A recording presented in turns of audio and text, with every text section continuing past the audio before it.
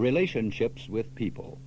What a goal for anyone to have, the spreading of sunshine and happiness to every portion of the good earth and on to other planets.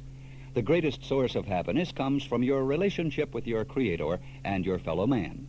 You cannot live unto yourself nor die unto yourself. You must learn how to get along with people and be an inspiration to others if you're to have a happy and successful life.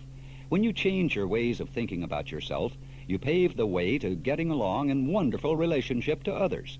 You are participating in a success adventure and dare to be great because of your desire to improve your day-to-day relationships with others. You want to be liked. The joy of being accepted and appreciated by others is an important skill to be mastered. Let's begin soaring the skyways by considering 7 ways to make people like you. 1, seek to make yourself likable in your personality, dress, manner, love, and genuine concern for people. You must start with yourself. You must care for others if you want them to care for you. Wear your best smile and be of good disposition. No one cares for a sourpuss. 2, remember people's names.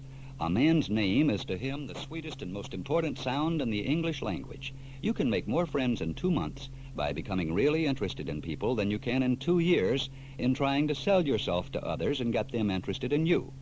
3, express appreciation for what others do.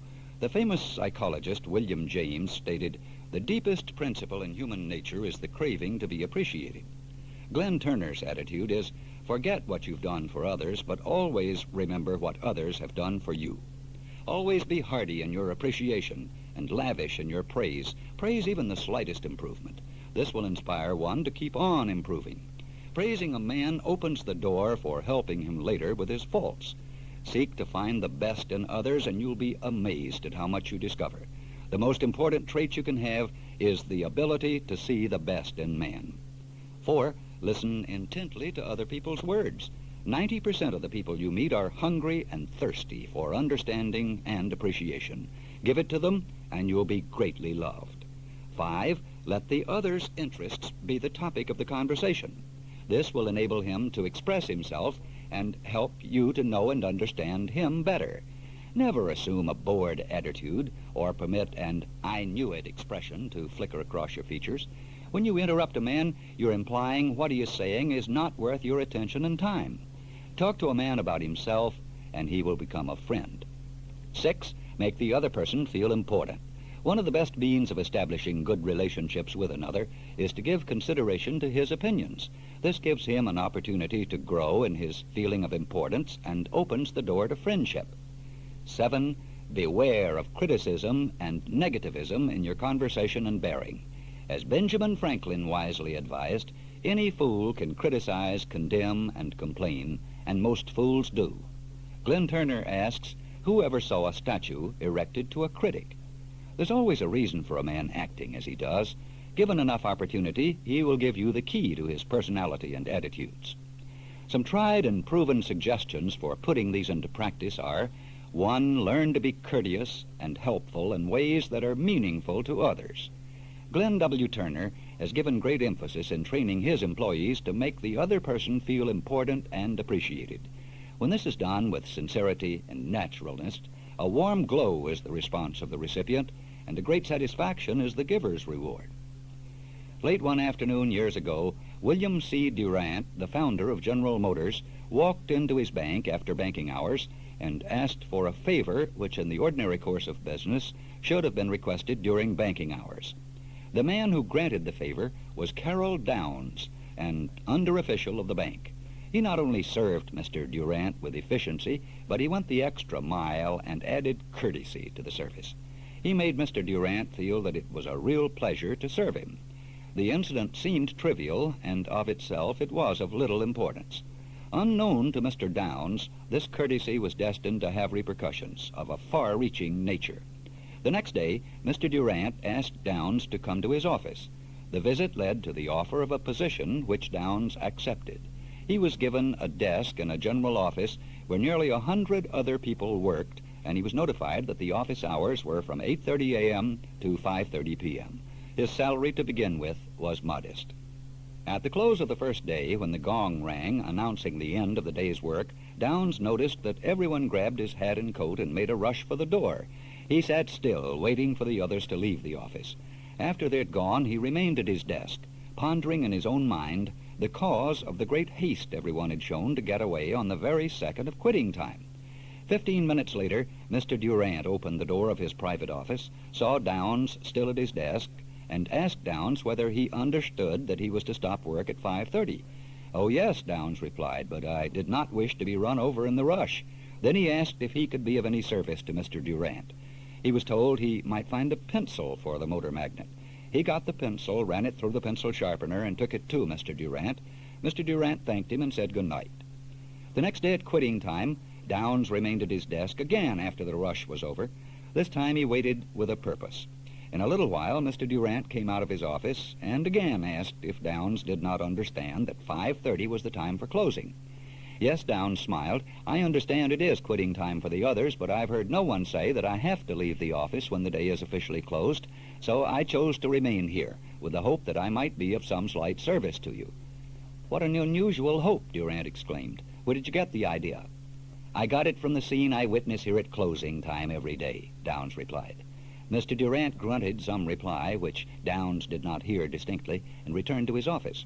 From then on, Downs always remained at his desk after closing time until he saw Mr. Durant leave for the day. He was not paid to remain overtime. No one told him to do it. No one promised him anything for remaining. So far as the casual observer might know, he was wasting his time. Several months later, Downs was called into Mr. Durant's office and told that he had been chosen to go out to a new plant that had been purchased to supervise the installation of the plant machinery. Imagine a former bank official becoming a machinery expert in a few months. Without quibbling, Downs accepted the assignment and went on his way.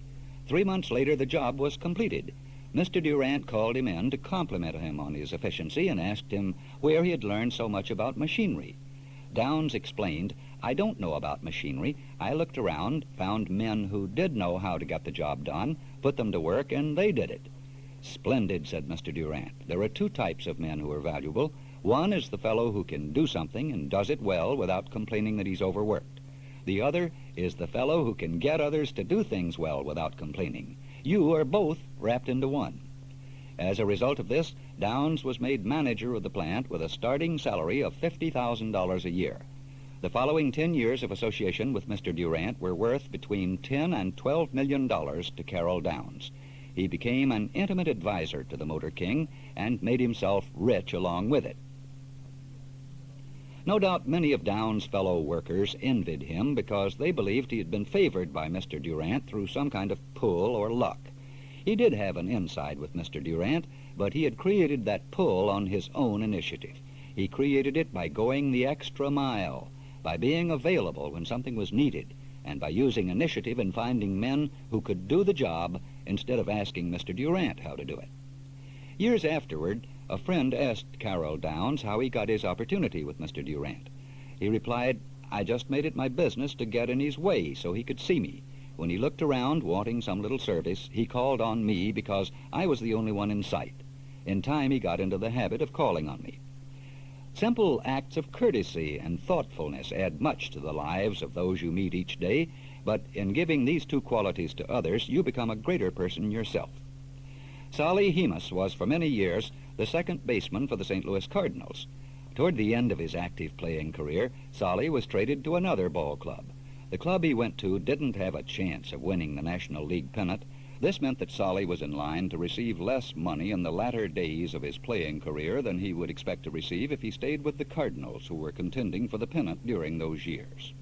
The average person would have been despondent and discouraged and mad, but Solly Hemus practiced an important principle that has a lesson for us.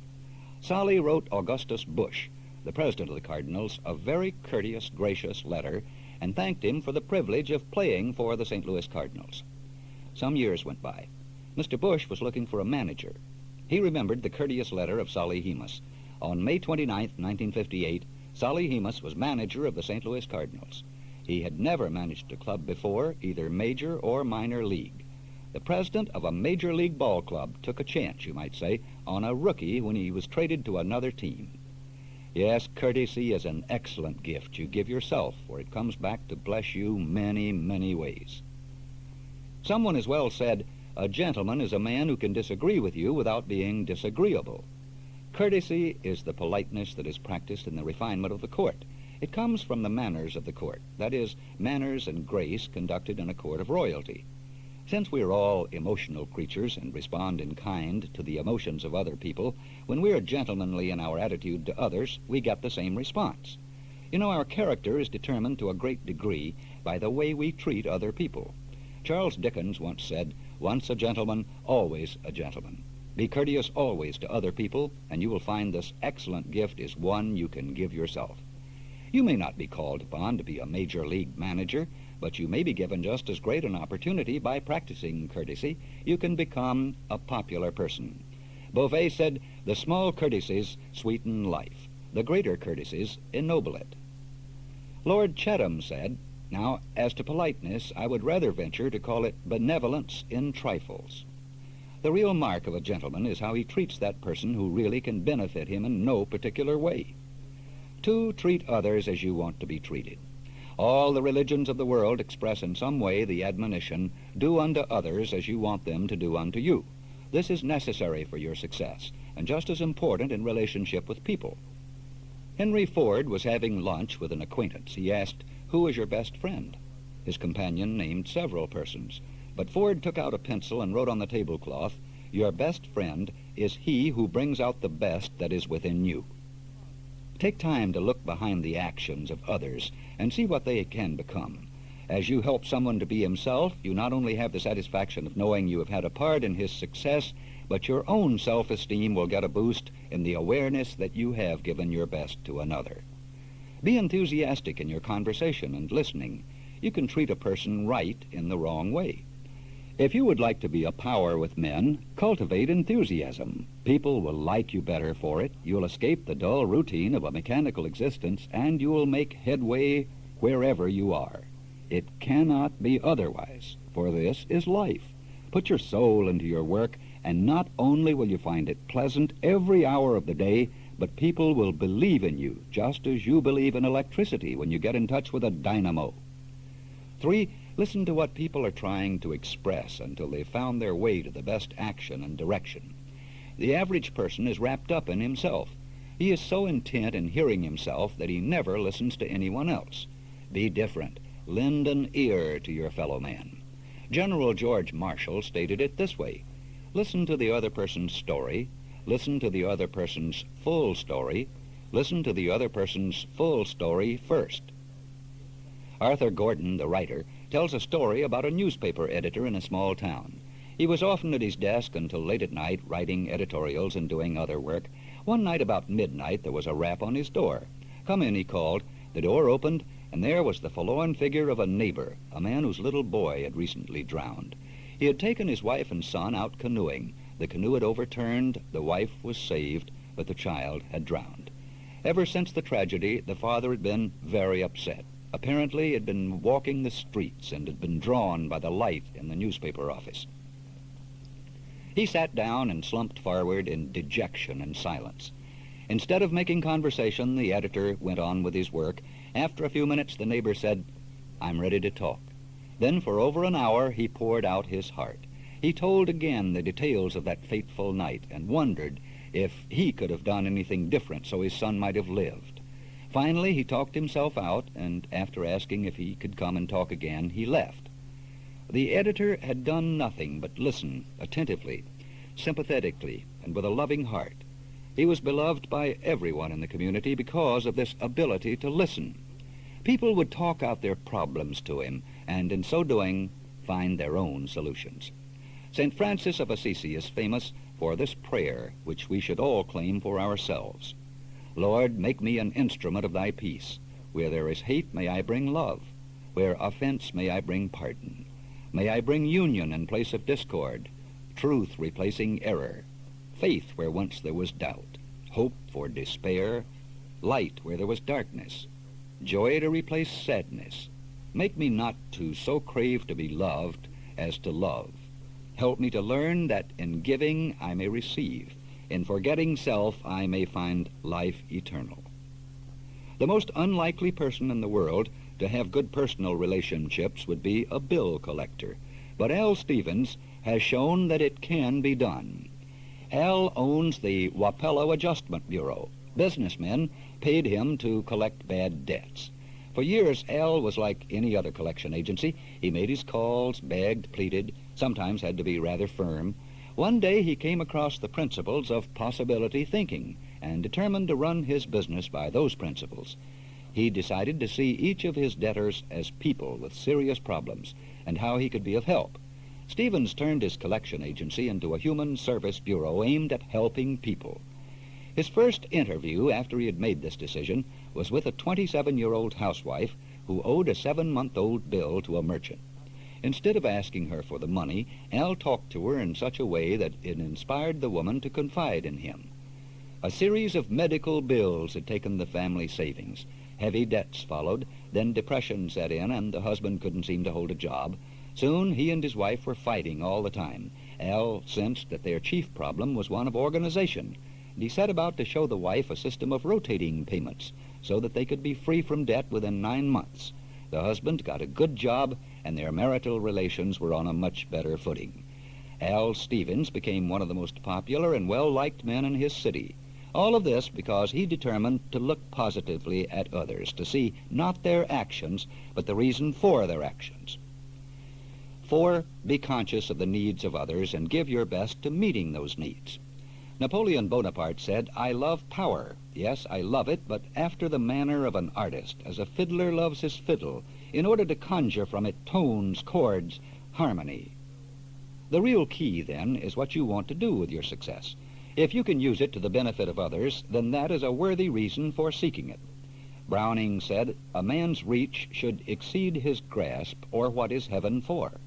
And Browning also said, "It is not what man does that exalts him, but what man would do." Through the avenues of lending a helping hand, you can become a popular person.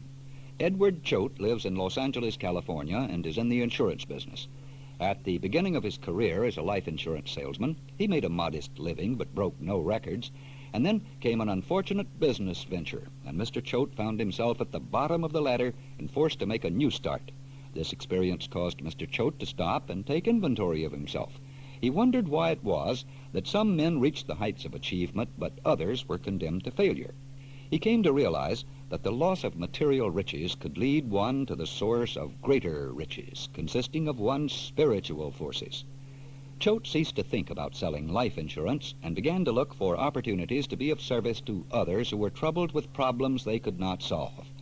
His first chance came when he found a young man out in the deserts of California who had failed in a mining venture and was facing starvation. He took the young man into his own home, fed him, encouraged him, and kept him until he'd found a good job for him. Other opportunities to help came so rapidly that it seemed that he was a magnet for drawing those who were in difficulty. Soon the affairs of Edward Choate took a turn he had not expected. His insurance sales began to mount higher and higher. One of the largest policies he had written up to that time was sold to the employer of the young man of the desert he had befriended.